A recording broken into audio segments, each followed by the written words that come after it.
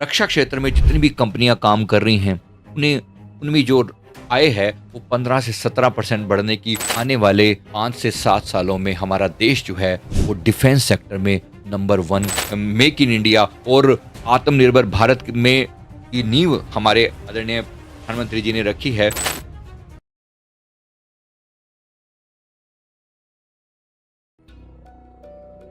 नमस्कार दोस्तों, एंजल्स के जो हमें संकेत मिल रहे हैं उसमें हमें ये समझ में आता है कि आने वाले 5 से 7 सालों में हमारा देश जो है वो डिफेंस सेक्टर में नंबर 1 पोजीशन पर जाएगा। जो स्थिति है आज के समय में, जो स्थिति है उससे बहुत हद तक मैच करती है कि ये केवल एक आर्थिक क्रांति नहीं है, ये आध्यात्मिक पुनर्जागरण भी है। कभी कभी अपने हितों को बचाने के लिए हथियार भी उठाने पड़ते हैं। ताकत होना जरूरी है, बिना इसके ताकत के लोग जानते नहीं हैं, लोग मानते नहीं हैं। आज हमारी ब्रह्मोस मिसाइल को सारी दुनिया जानने लगी है, लोग जानते हैं।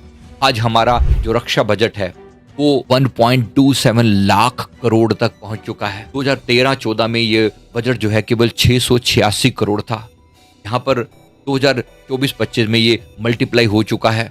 और रक्षा क्षेत्र में जितनी भी कंपनियां काम कर रही हैं उनमें जो आय है वो 15 से 17% बढ़ने की उम्मीद ये तो बाहरी रूप से देखी जा रही है। जो एंजल्स हमें बता रहे हैं कि हमारा जो डिफेंस एक्सपोर्ट है, याद रखना एक्सपोर्ट, पहले वही चीज हम हर चीज में डिपेंडेंट थे, अमेरिका पर, हर चीज में हम रशिया पर डिपेंडेंट थे, हर चीज में हम दूसरे कंट्रीज पर डिपेंडेंट थे। अब ये बदलते हुए भारत का रुख है कि आने वाले समय में हमें विश्व गुरु बनना है, उसी की नींव रखी जा रही है। और विश्व गुरु होगा तो शांति के बल पर, फिर भी ताकत जरूरी है, पावर जरूरी है। अब भी जब तक आपके पास पावर नहीं है, जब तक आपके पास न्यूक्लियर वेपन नहीं है, आने वाले समय में आप सारी दुनिया का मुकाबला नहीं कर पाएंगे।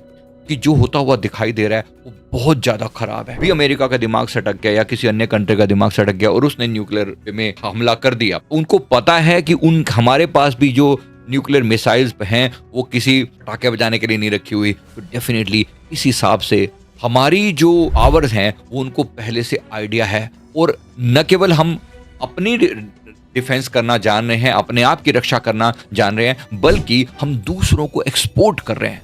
सबसे बड़ी जो चीज हमें दिखाई पड़ रही है, जो हम लोगों ने मेक इन इंडिया और आत्मनिर्भर भारत में की नींव हमारे आदरणीय प्रधानमंत्री जी ने रखी है, उसमें हम आत्मनिर्भर बनते हुए दिखाई दे रहे हैं। प्राइवेट सेक्टर भी इसमें एक्शन में आता हुआ दिखाई दे रहा है। और साथ ही साथ चीन, पाकिस्तान और इंडो पैसिफिक में जो तनाव है, इन सब ने भारत को मजबूर किया है कि अपनी सामरिक शक्तियों को उन्नत करे। इसलिए हम इस सेक्टर में डेफिनेटली ग्रो करते हुए दिखाई दे रहे हैं। आपका इसके बारे में क्या ख्याल है, जरा कमेंट करके जरूर बताइए। साथ में जो दिख रहा है कि टेक्नोलॉजी में एडवांसमेंट हो रही है, AI, cyber defence, drone technology, space warfare में भारत की जो रिसर्च है वो तेजी से आगे बढ़ रही है। भारत केवल एक उपभोक्ता नहीं है बल्कि ग्लोबल सप्लायर बन रहा है। ग्लोबल सप्लायर बन रहा है। दुनिया को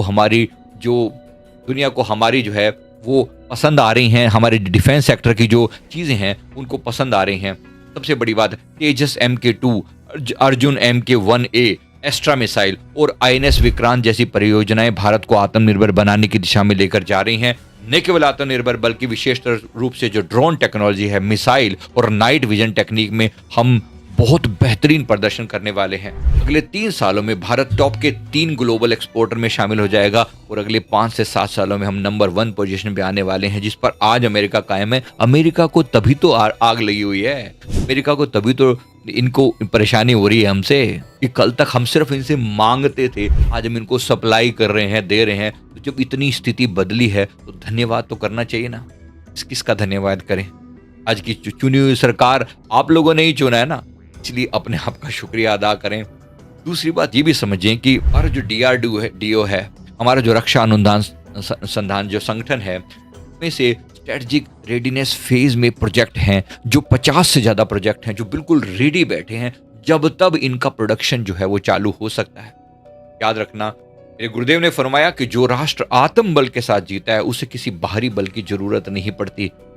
भारत का ये उदय केवल टैंकों और मिसाइलों की जीत नहीं है, ये उस चेतना की जीत है जहां पर हर युवा अपने देश की रक्षा को अपना धर्म समझता है। तो ये करना पड़ेगा। यहाँ पर हम लोगों को डरा नहीं रहे हैं, और फिर भी एक मिसाइल हमारे बगल में रखी हुई है ना, बस ये बहुत से लोगों के जो हुड़दंगी है ना, उनके मन में भय पैदा कर दिया है। जरूरी है, आज के समय में भय जरूरी है। भय के बिना लोग मानते नहीं है। तो आज क्या गए, भय बिन होए ना प्रीत, भय के बिना लोग प्रीत नहीं करते।